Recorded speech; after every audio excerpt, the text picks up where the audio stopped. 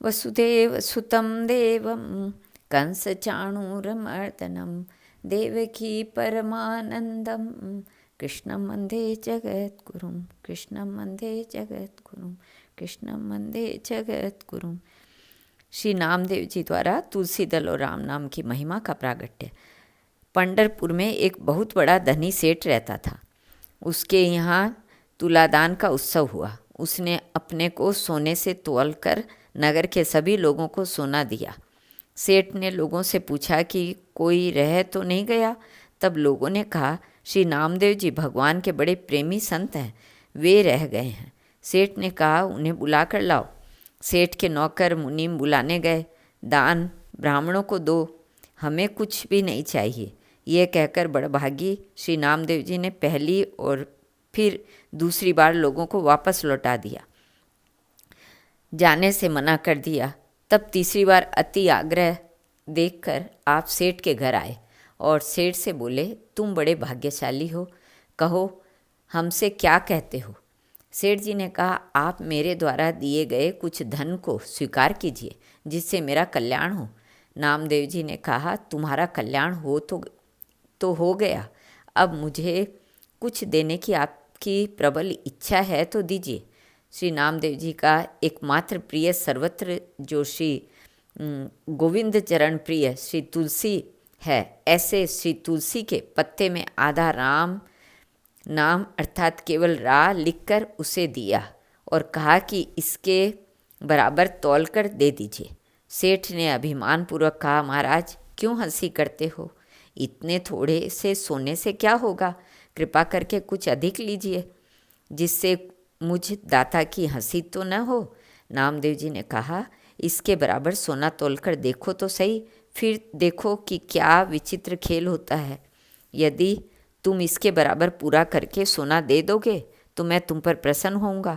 यह सुनकर सेठ जी एक तोलने का कांटा ले आए और एक और तुलसी पत्र तथा दूसरी ओर सोना चढ़ाया। उस समय बड़ा विचित्र आश्चर्य हुआ। सोने का ढेला तुलसी पत्र से बराबर नहीं हुआ। सेठ जी उदास हो गए। जिससे 5-7 मन तोला जा सके ऐसा बड़ा तराजू मंगवाया। उस पर एक और तुलसी पत्र, दूसरी ओर घर भर का संपूर्ण सोना चांदी आदि रखा।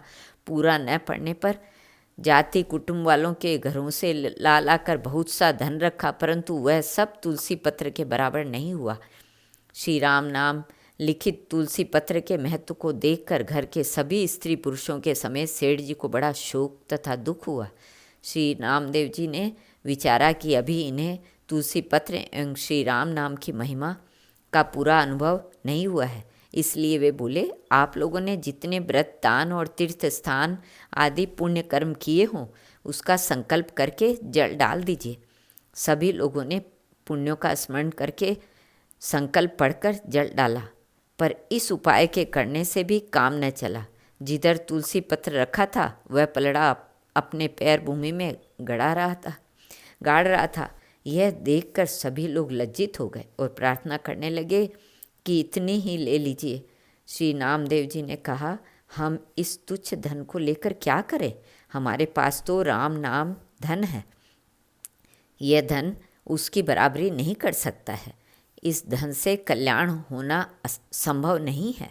नाम की और तुलसी की महिमा देखकर आज से इस धन को तुच्छ समझो और राम नाम रूपी धन से प्रेम करो। गले में तुलसी धारण करो, राम नाम जपो। यह कहकर श्री नामदेव जी ने सबके हृदय में भक्ति का भाव भर दिया। सबकी बुद्धि प्रेम रस में भीग गई। एक बार भगवान के मन में यह उमंग उठी कि श्री नामदेव जी की एकादशी व्रत निष्ठा का परिचय लिया जाए। यह विचार कर उन्होंने एक अत्यंत दुर्बल ब्राह्मण का रूप धारण किया। एकादशी व्रत के दिन श्री नामदेव जी के पास पहुंचकर बड़ी दीनता करके अन्न मांगने लगे कि मैं बहुत भूखा हूँ, कई दिनों से भोजन प्राप्त नहीं हुआ है, कुछ अन्न दो। श्री नामदेव जी ने कहा, आज तो एकादशी है, दूध फलाहार आदि कर लीजिए, अन्न न दूंगा। प्रातःकाल जितनी इच्छा हो उतना अन्न लीजिएगा। दोनों अपनी अपनी बात पर बड़ा भारी हट कर बैठे। इस बात का शोर चारों ओर फैल गया। लोग इकट्ठे हो गए और श्री नामदेव जी को समझाने लगे कि इस भूखे ब्राह्मण का क्रोध क्यों करते हो? तुम ही मान जाओ, इसे कुछ अन्न दे दो। श्री नामदेव जी ने नहीं माने। दिन के चौथे प्रहर के बीतने पर उस भूखे ब्राह्मण देव ने इस प्रकार पैर फैला दिए कि मानो मर गए। गांव के लोग श्री नामदेव जी के भाव को नहीं जानते थे, अतः उन लोगों ने नामदेव जी के सिर ब्राह्मण हत्या लगा दी और उनका समाज से बहिष्कार कर दिया। पर नामदेव जी बिल्कुल चिंतित नहीं हुए। अपने नियम के अनुसार जागरण और कीर्तन करते हुए श्री नामदेव जी ने रात बिताई।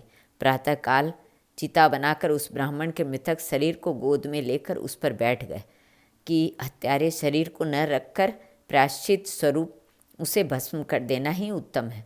उसी समय भगवान प्रकट हो गए और मुस्कुराकर कहने लगे कि मैंने तो तुम्हारी परीक्षा ली थी। तुम्हारी एकादशी व्रत की सच्ची निष्ठा मैंने देख ली, वह मेरे मन को बहुत प्यारी लगी। मुझे बड़ा सुख हुआ। इस प्रकार दर्शन देकर भगवान अंतर ध्यान हो गए। लोगों ने जब यह लीला देखी तो श्री नामदेव जी के चरणों में आकर गिरे और प्रियतम चरित्र देखकर सभी भक्त हो गए। एक बार एकादशी रात्रि जागरण कीर्तन हो रहा था। भगवत भक्तों को बड़ी प्यास लगी। तब श्री नामदेव जी जल लाने के लिए नदी पर गए। प्रेत भय से दूसरों को जानने का साहस न था। श्री नामदेव जी को आया देखकर महाविकराल रूपधारी प्रेतराज अपने साथियों समेत आकर चारों ओर फेरी लगाने लगा।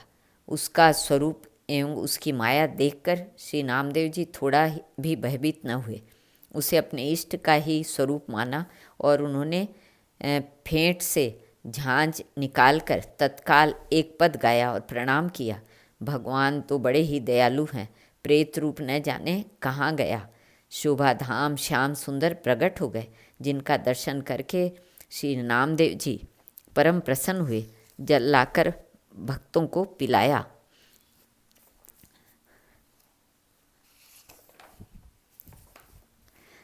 बोलो भक्त और भगवान की जय। श्री कृष्ण।